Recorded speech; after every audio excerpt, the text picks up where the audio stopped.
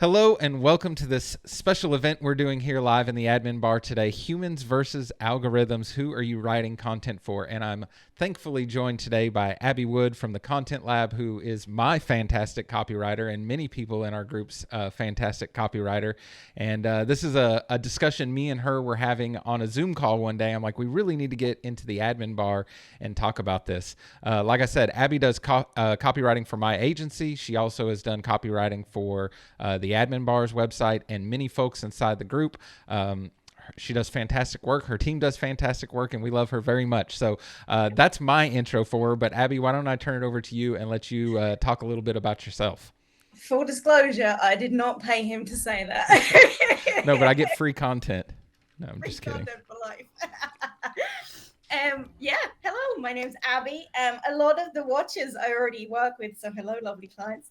And others, hello, nice to meet you. My name is Abby. I am based in the lovely town of Waterford in Ireland, and I have an agency, a content agency that white labels for digital agencies across the world. So we have clients in Australia, New Zealand, Canada, USA, of course, and the UK and Ireland. And I have two lovely writers with me, Riley and Kira. And I think they're watching as well. I'm not sure though, because I don't have Facebook loaded up. Well, let's give them a shout out. Yeah. Hi, Riley. Hi, Kira. If you're here, get back to work. No more dilly-dallying. You got to get to work. And before we get started and before I forget, I think we have a special birthday shout out for your mom today. Why don't we give a birthday shout out to your mom today who's watching on the stream? Woo! Happy birthday, Ma. It's tomorrow. But happy birthday. Fantastic. I love how ultra professional our live streams are. It's perfect. All right, so let's just dive into this and get started here. So this topic came up kind of talking, I don't know. It's like I just posted in the group. It's much more of a philosophical type question than it is like a tutorial. This is how you're going to sit down and write. But let me give you a little bit of backstory of how this kind of popped into my brain and how we started talking about it. So obviously people started writing content on the internet back in the dinosaur days, and search engines had to figure out a way to like present this content to people who were searching for it. So they came up with algorithms to do this. And because there's money and everything else involved in trying to get found in those search engines, people stopped writing for humans and they started writing to appease the search engines. And I totally get why that is. But unfortunately, it's left us with a bunch of crappy content on the internet that's not useful at all. And I want to give you an example of this to kind of tell you what I mean. So, a while back, we were looking for a new refrigerator. So I did what everybody does, and I got on the internet and searched for, best refrigerators. And every article I found was from, one of the income niche site blogs, like top 10 refrigerators for your home. And it was just pumped full of affiliate links, and you could tell they've never touched these pieces of equipment in their life. They literally wrote this article to like perfectly match an algorithm. It worked because it was the first result, but it was not helpful content at all, and it was super frustrating. And I found myself like going to the third and fourth and fifth page of Google, just skipping all the beginning ones because they weren't useful, and I had to find the useful content. So I think that's definitely a problem if you're producing content that's not helpful to people. So that's kind of where this idea came from. So I don't know. I guess first, my question first to you is, do you see that happening too? Do you land yourself on articles and think this isn't helpful at all? Who the hell are they writing this to? Oh my God. Yeah. I was recently looking up like some the best dog food for like over 8-year-olds. He needs the glucosamine and stuff. And I was like, what is the best dog food for, kind of dogs over the age of 8 and stuff? And literally affiliate links. And I was like, none of these, like, I can tell you haven't tried these and you haven't like compared the ingredients and everything. You got to try the dog food. See, you got to try it, But yeah, it was literally just like, this isn't actually giving me the content that I need, the answers that I need. So therefore the content is useless. I don't think, I think there's a big issue kind of because we're all competing on keywords and we need to get to number one. And, there's that whole joke of where's the best place to hide a dead body? It's page 2 of Google kind of thing, So it's just, I think that for the last few years, we've kind of forgotten why we're writing for kind of the end users of the internet, which are people. So kind of we need to be giving people the information that they're actually looking for. And I'm just delighted that finally Google is catching up with what copywriters have been praying for years, which is user intent. So I mean, kind of if you're literally cramming keywords onto a page and it just isn't relevant to what people are looking for, your bounce rate's going to go up, and just like you're going to get penalized anyway. So you may as well invest in some good content, whether you're writing it yourself or whatever. Just make sure that you're actually writing it for humans. Screw the robots. Screw the robots. Yeah, I mean, those are very good points, and I guess part of it goes to the purpose of what you're writing for, right? So the people, the articles I was landing on that were just affiliate links and complete robot mush, I mean, that's what they're trying to do. So I guess they're accomplishing their goal there. But I think about unless you're running one of those like specific niche income type blog sites, that's probably not the kind of content you're going to want on your website anyways. And it is interesting that, we've kind of reversed who's chasing who now, between Google and people trying to write content and all that. And it does seem like the people who just chase the algorithm are the ones that always get destroyed when there's some kind of big algorithm update, because Google knows all this is happening. So it seems like if you want to play the long game, if you want your content to be valuable for a long period of time, over a long period of time, it's really about those fundamental things and writing good content that's helpful for people that does that, where the bot content seems to be the ones that get destroyed. 100%. It's kind of like, I remember when, revealing my age here, but I remember when like Panda and Penguin came out and stuff, and everyone was freaking the hell out. They're like, oh my God, my rankings are just going to get destroyed. And it's kind of like, but if you were producing good content, then you wouldn't be worried, because like those algorithm changes are really kind of put in place to get rid of the spam content, to kind of get rid of, like, I'm going to say it, the AI generated content and stuff is designed to get rid of that, so that, because the thing is, how does Google make its money? By getting people to use Google. So if they're only producing crap results, people are going to get fed up using Google because they're not getting the answers that they want. I did have a good point, but now I've forgotten it. That's a great point. No, that's exactly it. I mean, Google has to keep people using their service, so they keep pushing these updates to push back on these people who are just trying to game the system. So hopefully that works in our favor eventually.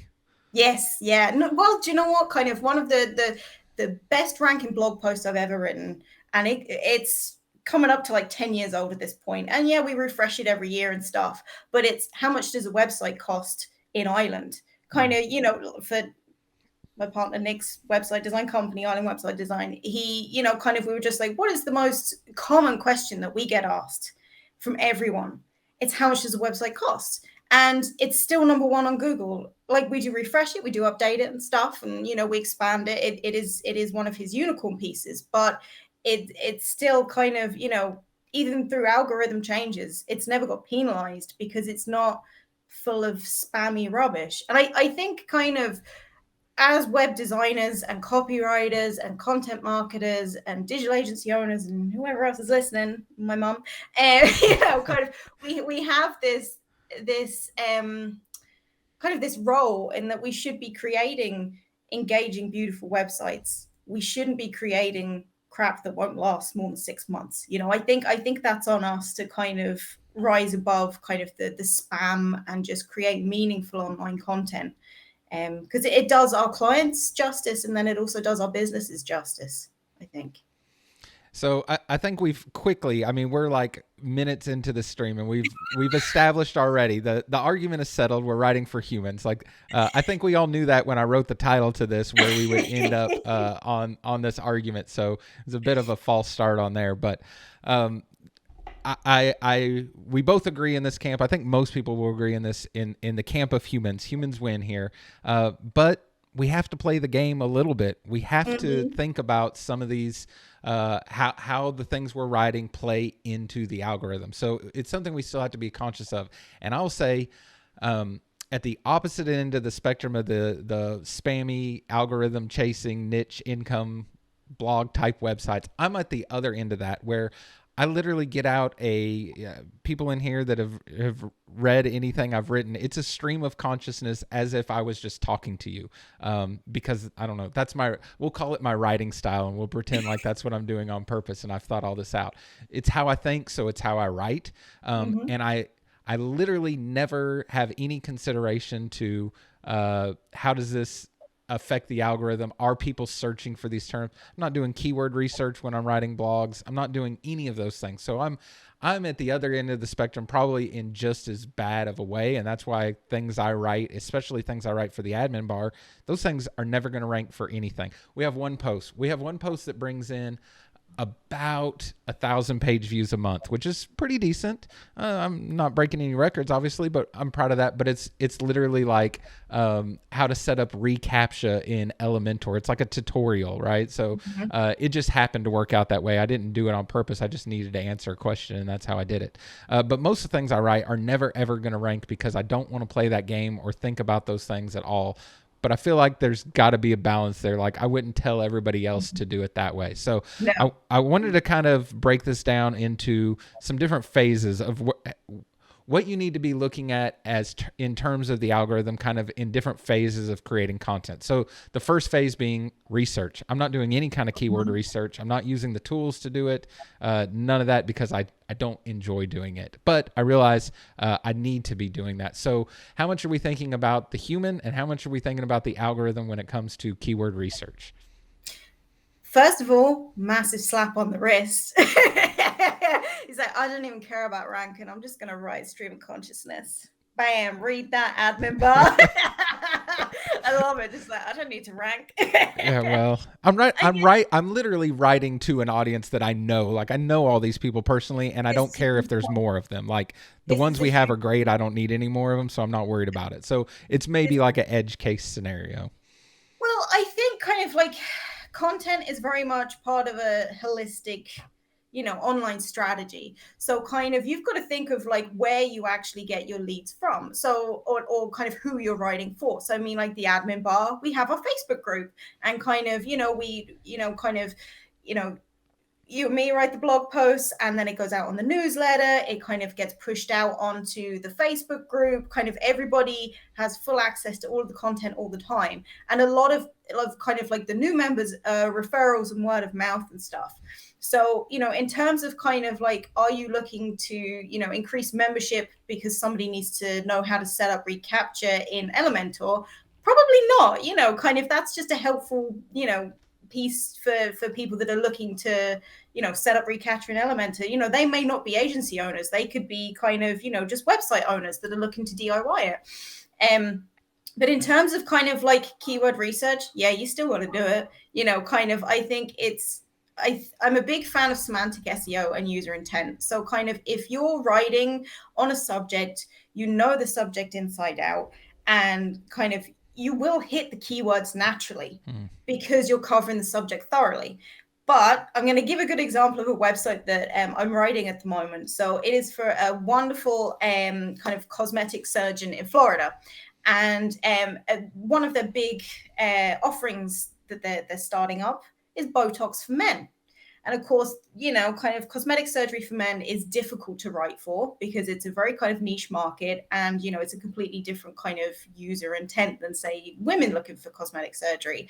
And we did a bit of keyword research, and one thing that kept coming up was Brotox. Okay. If I hadn't looked up keyword research, I would never have heard the word Brotox. And we're all better for that. Exactly. Like, Botox, too girly. Okay, I need Brotox right now.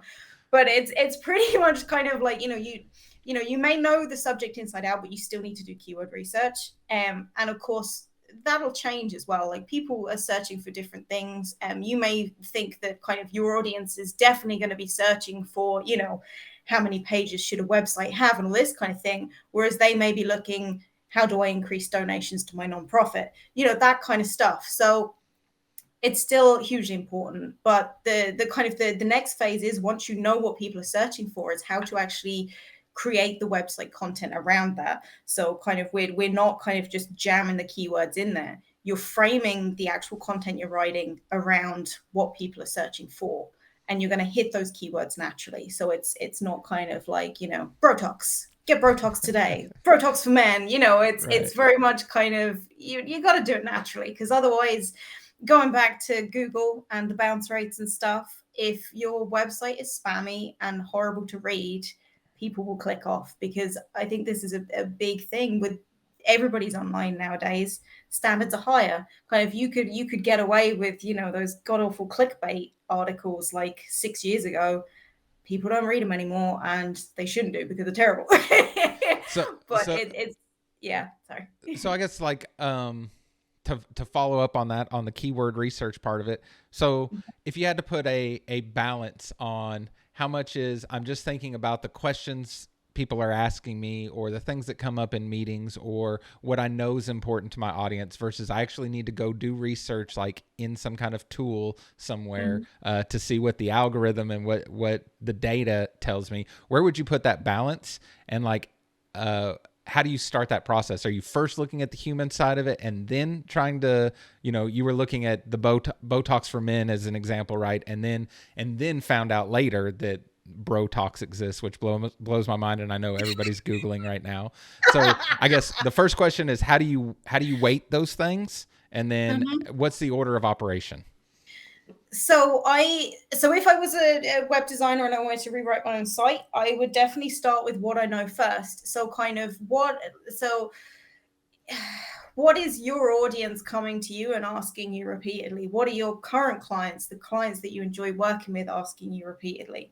Because obviously kind of we're going well into the depths of kind of, user profiles and, the people that we want to work with and the people we don't want to work with. I mean, kind of if you're, kind of you don't want to be putting keywords in that are going to attract the DIYers. You're not going to be looking for people that are looking for, like affordable website design, unless that's your specific offering and your niche. Like, so kind of you need to kind of be critical of what is coming up in your keyword research, because there are kind of some things that will not be relevant to your industry, to your area of expertise.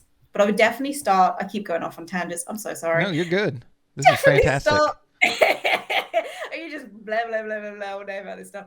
I would definitely start with what you know. So kind of when I start on a new website project, sometimes I'll just kind of sit down with the client and be like, hey, write down kind of the top questions that come to mind. Go through your emails. Go through, like, if you have like, you could even go on Reddit or Quora, or I can't say that, whatever kind of like people are Googling basically, and the question and answer forums and stuff. What are they asking for, and what are the answers that they're looking for as well? So kind of like with the how much does a website cost, that could be $10, do it yourself, or it could be 40 grand. It's entirely kind of down to the target audience that you're working with. So I think definitely start with what figure out exactly who you want to target, because you're not there to serve everybody. There's kind of, you want to be specific with who you're attracting, and then go into the keyword research, see kind of if you're off the mark with some things, if you've completely overlooked stuff like Botox, or if you're bang on the mark with it. Okay, so it's more of like a checks and balances type situation. Yeah. I like that better, because I don't have to start with like, I need to write an article today. Let me see what the algorithm tells me I need to write about. I would never be inspired if that was like my process for writing. So, well, do you know what? Like a thing that I do a lot is I always have notepad and pen next to me. And whenever I'm like chatting to somebody about content, or kind of, like they'll be emailing me over questions and stuff, I'll literally just jot it down.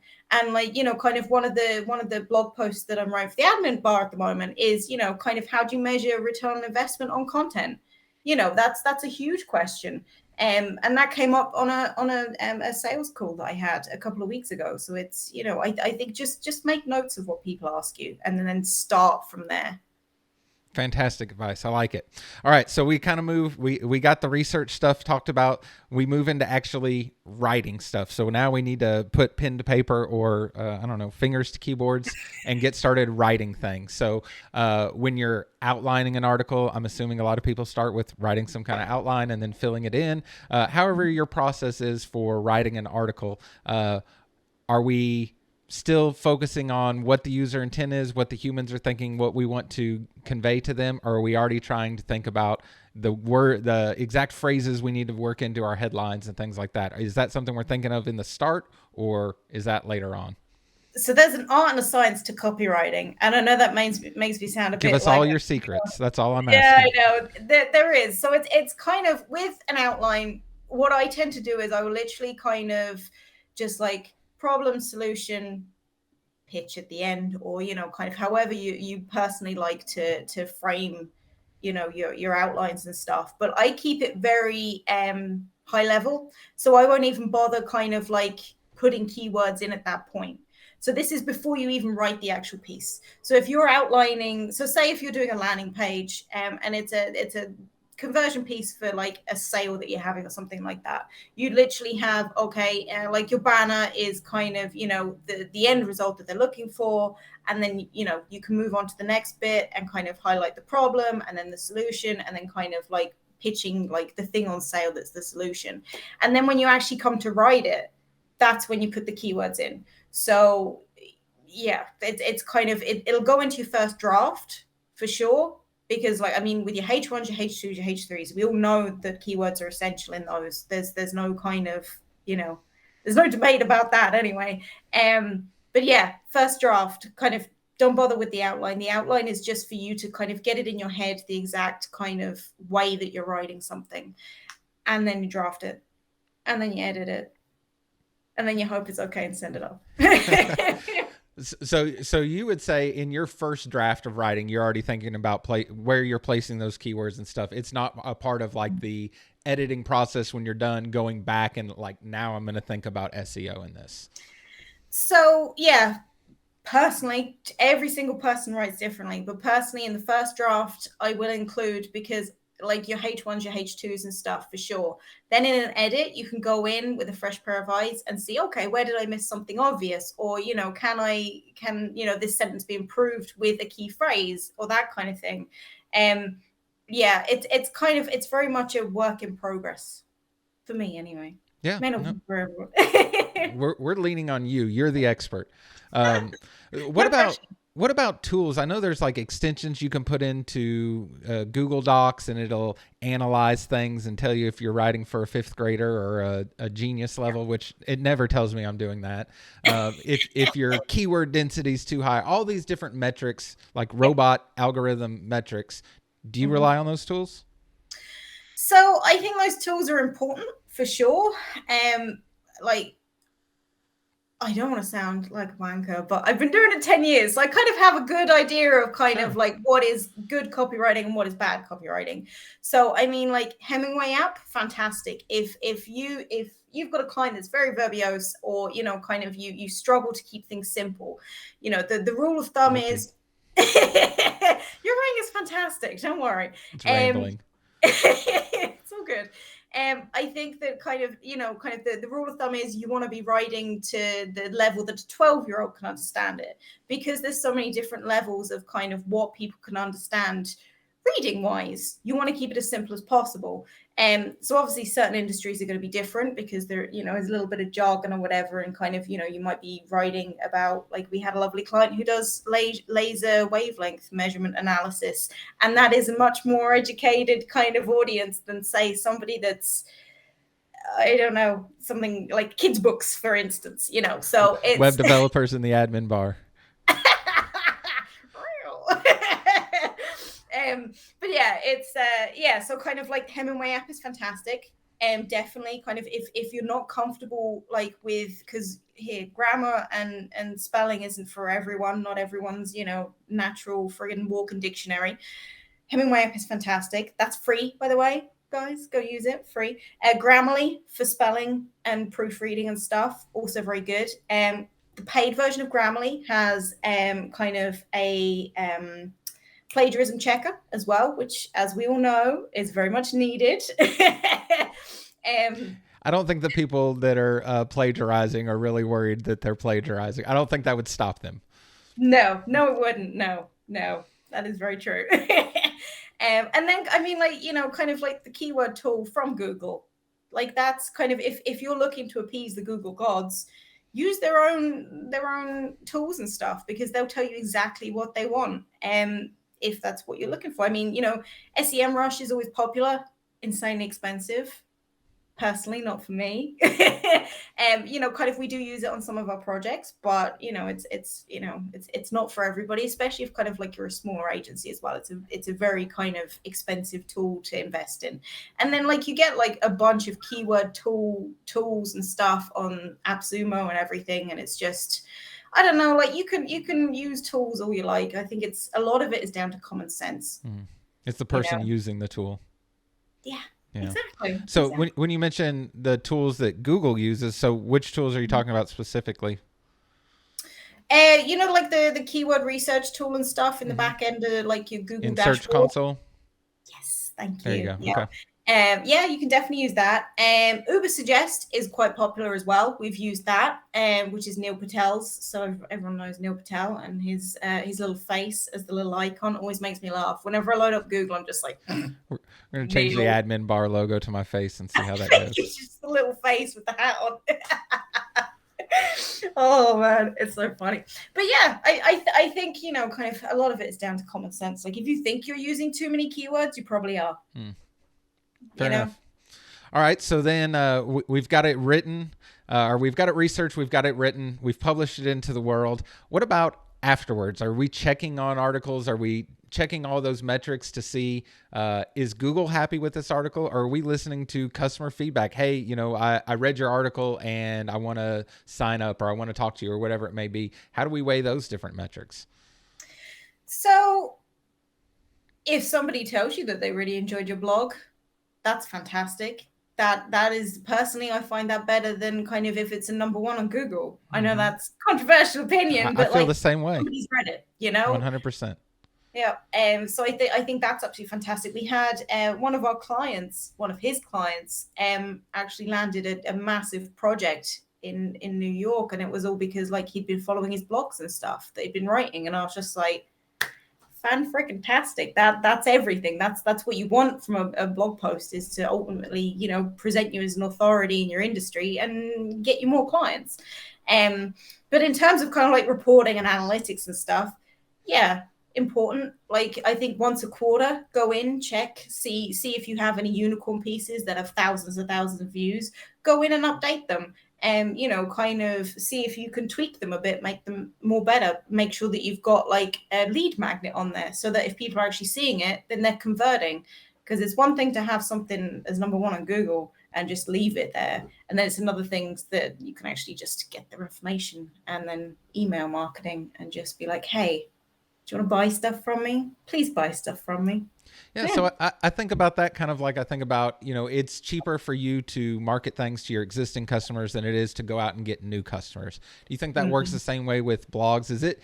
Is your time better well spent further optimizing some blogs that have already gained traction than it would be to just keep cranking out new ones all the time?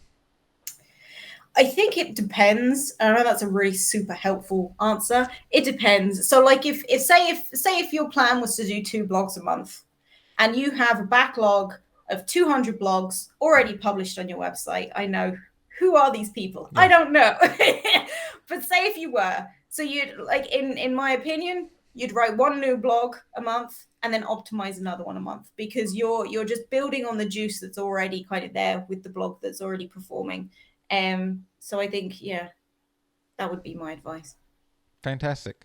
I very rarely go back in there and edit old articles. It's kind of like, I don't know. I have shiny object syndrome with everything. So it's like in the moment that was really important to me and I needed to write about it. And then like, as soon as I hit publish, I'm on to the next thing and I don't think about that anymore. So I like the idea of having some kind of schedule to go back and check those things. Even if it was once a year, you could go in and be like, okay, what's my top 10 blog posts from my website? And, kind of, are they actually getting me more business? Can I optimize them in any way? Kind of, is it, about something from 2019? Is there an update since then? Can I make this more relevant now? But yeah, I want to shake you for never checking your blogs. I know. Actually, it's so rare that I can think of a specific time that I did do it recently. One of my clients, we wrote an article last year that was like, should you XYZ in 2020? And I just happened to notice that, like, scrolling through their website, and I'm like, I should probably update that. And I literally went in there and just changed 2020 to 2021 because it didn't matter at all. Like, there was nothing specific about the year in the article. So I hope other you than the changed the title of the URL as article. well. I'm sorry?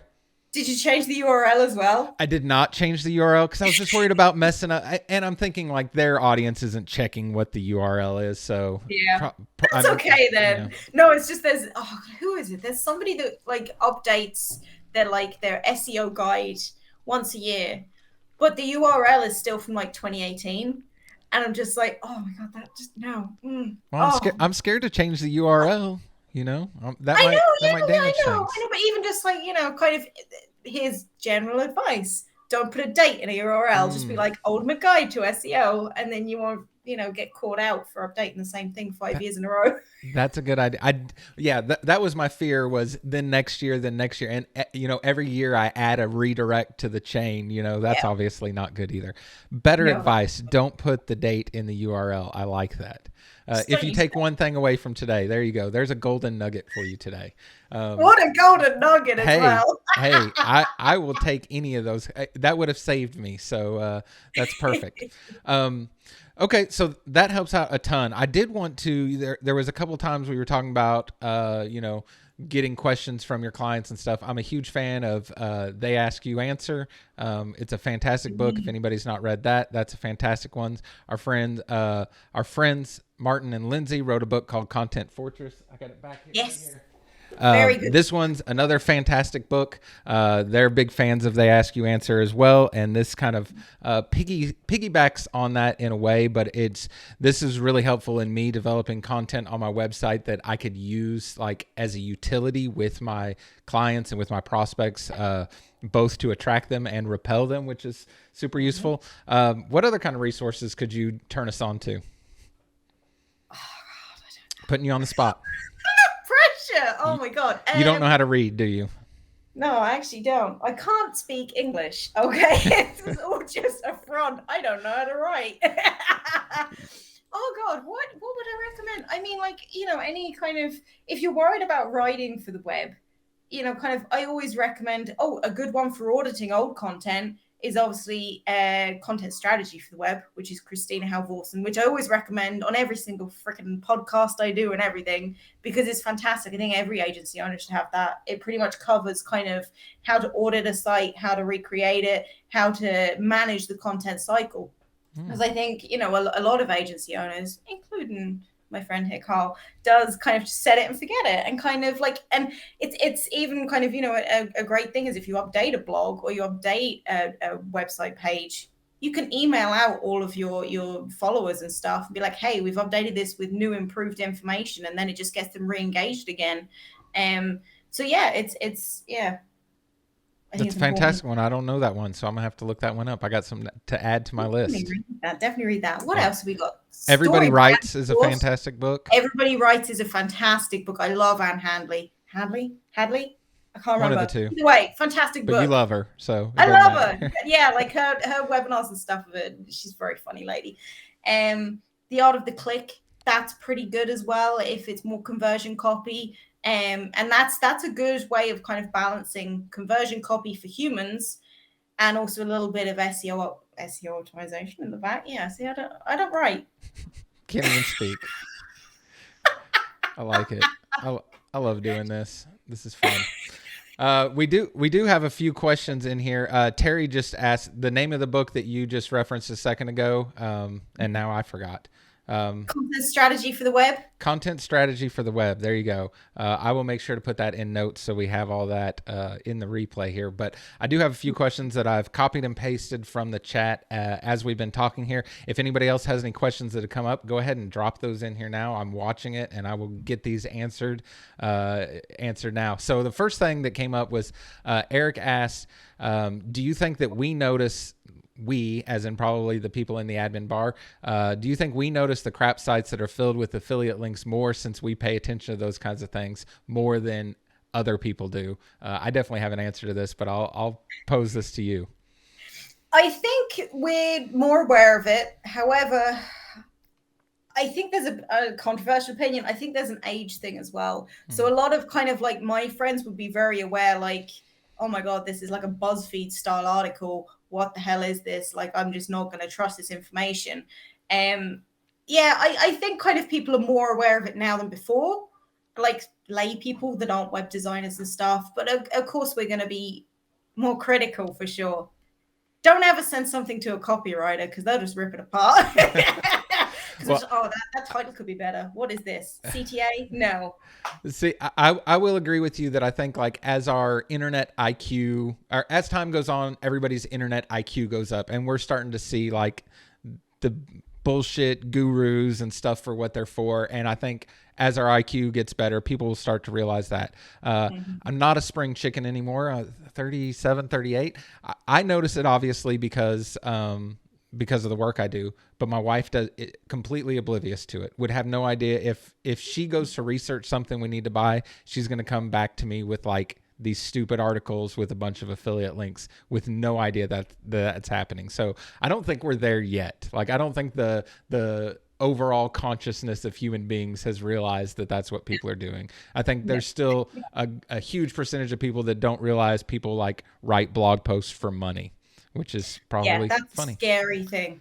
Very much a scary. And I think it's also made kind of like us a little bit more critical of why people are writing the blogs they're writing as well. So kind of it's just like, oh, can I trust this source of information, or are they just trying to sell me something? Yeah, absolutely. I feel conscious about that all the time because we do, post affiliate links and stuff.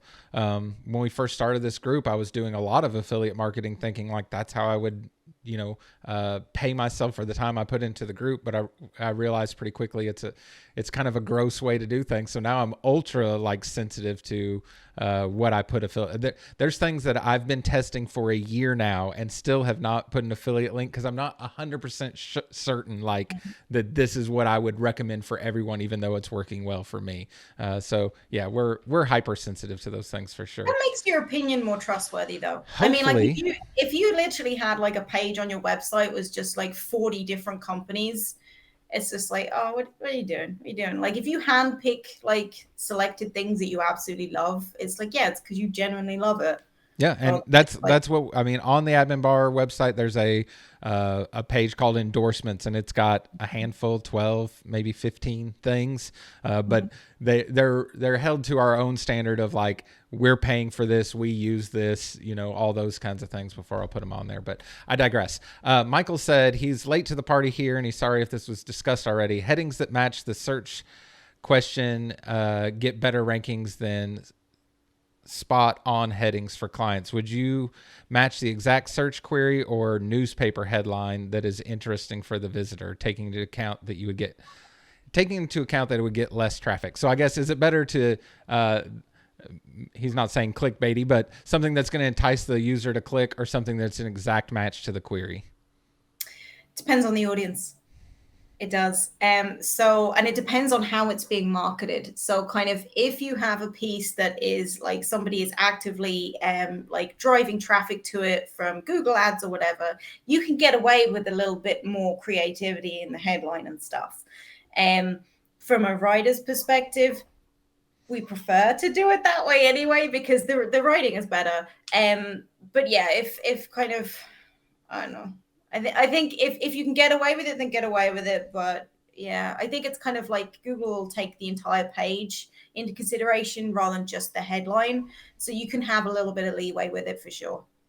Perfect.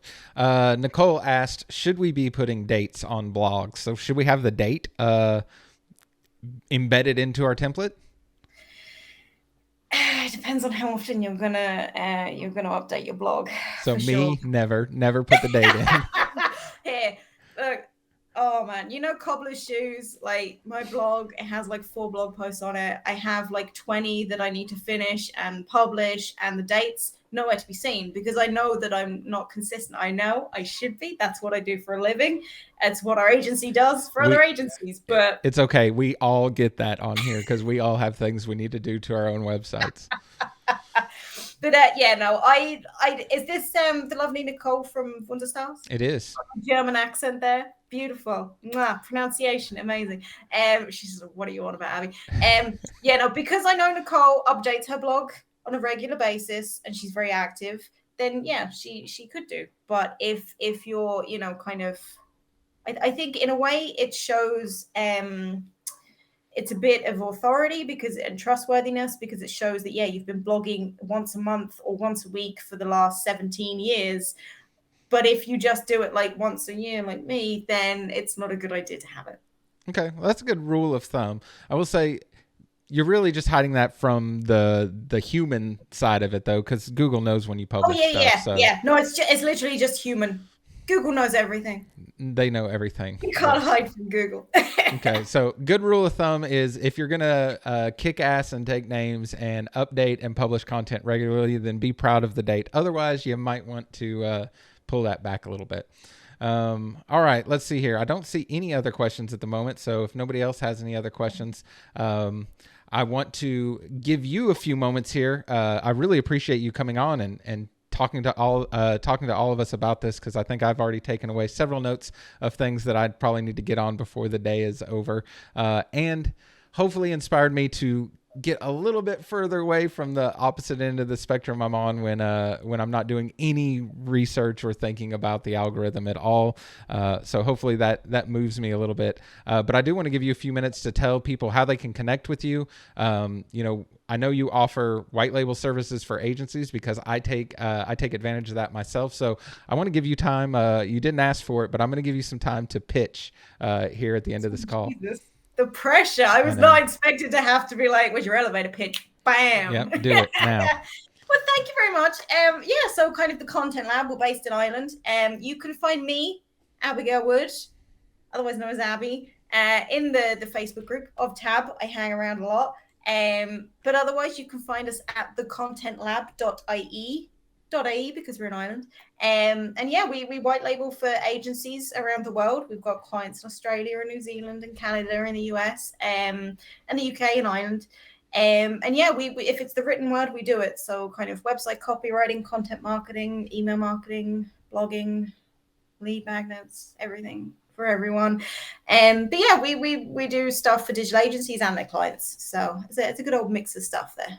Yep. So if you have a website project coming up and you know the client is never going to get you copy, you can hire Abby and her team, and they will write all of the copy for you, so you don't have to worry about it at all. So I can't recommend that enough, because we all know that that's the biggest hang up in our job. It's the biggest thing making us pull our hair out and all of that. And the solution's literally right here inside of our group, in front of our eyes. So definitely I would recommend reaching out to Abby if you need any help with any of those things. Like I said, you can go even to, you might have 4 or 5 articles on the Admin Bar's website. You might have more articles on the Admin Bar's website than your own website, which is hilarious. And I'm sorry I just pointed that out in front of everyone.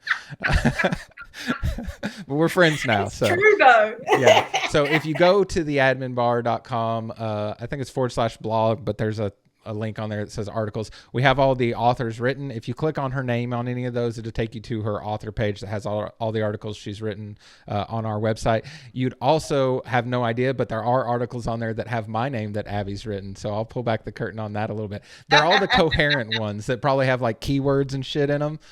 Those are the ones that Abby wrote and I put my name on, and the rest that are just like insane ramblings, those are myself. We did have one more question on here. We'll get to that before we end this. Jeanette asked, how many blogs should we aim for? Only just started. So I'm gonna assume here, unless she wants to correct me, blogs for your own agency. And how many should we be aiming for? A month, a year, a week, a day? An hour? How many should we be doing? An hour. Oh my God. Just palpitations. So I always kind of tell people, like, the minimum that you want to be doing in an ideal world, whether you're outsourcing it to a company like mine or, kind of you got an in-house writer, is 1 a month. Just because, and make sure it's at least 1,000 words. Don't be kind of trying to fool Google with like a 300-word summary of something. You want at least 1,000 words once a month, just to show Google that you're updating your site, that you're still relevant, and kind of you can then promote it on your social, email, whatever, drive traffic to it. Google loves that stuff as well.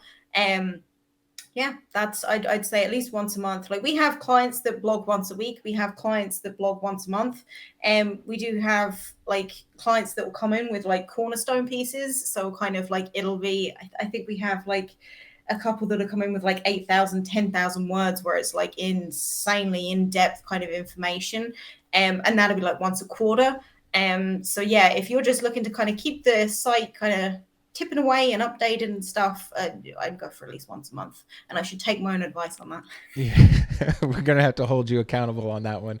I will say, I mean, that's really how I've tried to reframe thinking about a lot of the like things I need to get to in my agency. Like, it does make Google happy for you to publish content on your website. You can go back and look through the data and see when you're actively publishing new content on your website, it raises the tide for the entire website, and it's just the way it works. So even if one is a struggle, one a month would definitely be much better than twice a year. You're going to make you're going to help all of your articles by helping at least get one out a month. And obviously more than that is better.